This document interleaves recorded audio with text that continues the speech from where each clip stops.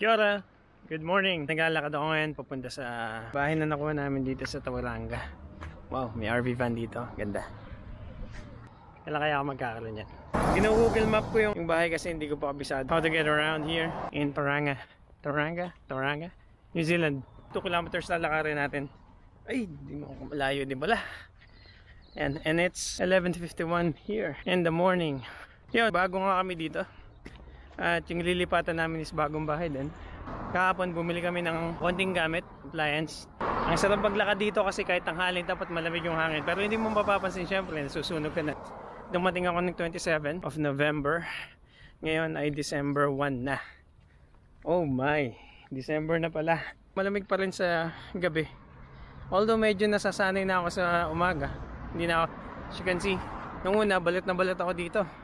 Ngayon kaya ko na mag short at t-shirt. Kasi tanghali din naman at summer dito. Kaya okay lang. Pero pagka nag-winter, grabe talaga. Sabi nila, sobrang lamig. Nag-go 1 degree, 2 degrees. Good luck sa atin. Anyway, may ilang buwan pa tayo para mag-adjust sa lamig dito. Ano yan? May RV na naman dito. Sige, lakad lang muna ako. Kita tayo dun sa may bahay na namin. Lapit na tayo sa bahay. So, diretso lang tayo ng konti. And then, kakaliwa tayo dun. Sa tapat ng parking na yun, doon nasa taas yung bahay. Ito, lapit na tayo. Doon na. Pwede naman na akong kumuha ng sasakyan kung gugustuhin ko. Pero, syempre, mas maganda kung kabisado mo muna yung lugar. Paikot-ikot. Tsaka yung traffic rules dito. Uphill. Seriously? Sige, kaya natin to. Oy, finally. Dito na tayo. Ayun, nakita niyo may tao na yun. So, ayan, in-install niya. Ito na yung bahay. Yes. And umalis yung one of the builders. Siguro tatanggalin nila toilet, temporary toilet ng mga builders. So ayun, nagtawag na dito. They are the builders. So ito yung unit na to, guys. Yung nauna. Yung nauna. So ito. Itong titira namin. So nice. Bagong-bago yan. Ingatan natin. So maigpit sila dito sa garbage, segregation, blah blah blah. Yan. So okay tayo dito. Parking. So kasya yung dalawa dito, maluwag naman.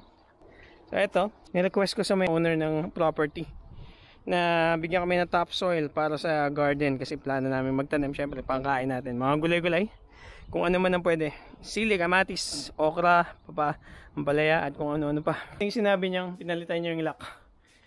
Try natin kung ito ba. Yun, bukas. Dito pwede yung storage daw namin. Ayan. Ayan yung ilalim natin. AC, electric wiring, then the controls, nandyan din. Ito yung pipes niya. Yan, nagde-drain. Toilet dito, toilet doon. So, ito ang buong ilalim ng unit. Oy! Okay tayo, ito ang stairs natin pataas. Ito, sliding door to ng master's bedroom. Yan, may susi din. Pwede silang lumabas dyan, pwede lumabas dito. Dito naman ang pinaka main entrance ng bahay. Ang pagpasok mo is sala and then kitchen sa side. Ayan tayo. Nice! And then laki ng space natin dito. At overviewing natin. Sarap mag-chill. May kape sa umaga, sa hapon. Pasok tayo. Nasusiyan ko na yan. Kaya buksan ko na. Medyo magulo pa. Ito ang master's room. Oh, may bed na pala sila. Master's room. Tapos may ano dyan. Mga gamit na sila. Yung drawer. Hindi ko binuhay ilaw. Yan. So, ito. And ito yung labas nila. Yan. Kita yung labas. Ito yung toilet nila. Private toilet. Yung sariling toilet nga nila kasi masters. And shower. Ayan. Nice, di ba? Sige, labas na tayo. Baka magalit. Mayali ng kwarto. Hakot. Hanggang mo na natin yung carpet mo, sir. Ha? Yung extra carpet dyan. Oo nga, ano. Sige. Mamaya labas ko na lang. Tapos, ito yung laundry area. Yan. Dito yung labasan sa likod din. Pwede kami dumani kami dito.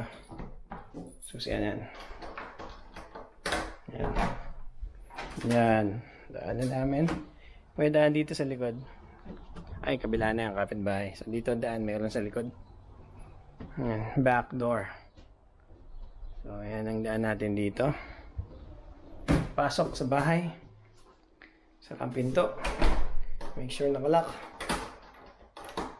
Nakalock na po. Then dito, may mga compartment. Hindi pa niya nalagyan ng ano dun sa taas. Dito yung toilet namin. Okay. Ganda rin. Shower namin. Wow! Ganda. Toilet. Yeah. Then yun. Oh. Ang laki ng sink namin. Then, buksan may bintana para sa fresh air. Ay, wow! Diba? Then, sabitan ng towels. Tapos punta tayo sa kwarto namin. Ito yung kwarto namin ni Camille. May windows doon, blinds. Tapos ay may gamit na rin akong konti dito. Yan, yung hanger ko. Sinabit ko na dyan. Goods na yan. Then, side. Yan, pwede dito. Okay lang din yan. Ito yung magiging living area namin. So, ito yung kitchen or dining area na lang din to. Ito kasi yung island table nila. Pwedeng lagyan na lang ng upuan dyan. Stool na mataas. Then, ito yung kitchen. This is where you place your fridge. At ayan ang ating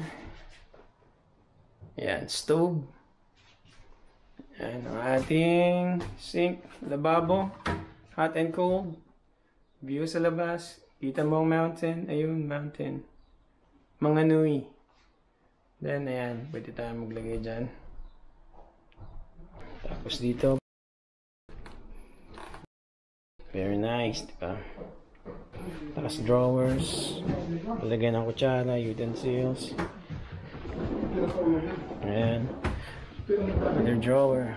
And then dito may ano tayo, oven. Oven. Kasama na yan sa stove. Nice. Pwede kang mag-bake. Dito naman sa likod, may tante tayo dito. Papunta sa may back door. Ayan. Papunta sa labahan, laundry area. So, okay ka lang.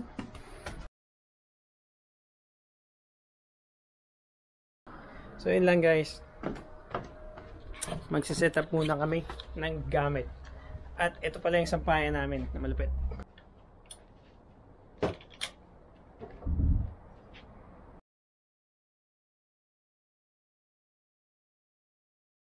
Unboxing the kettle, 1.7 liter.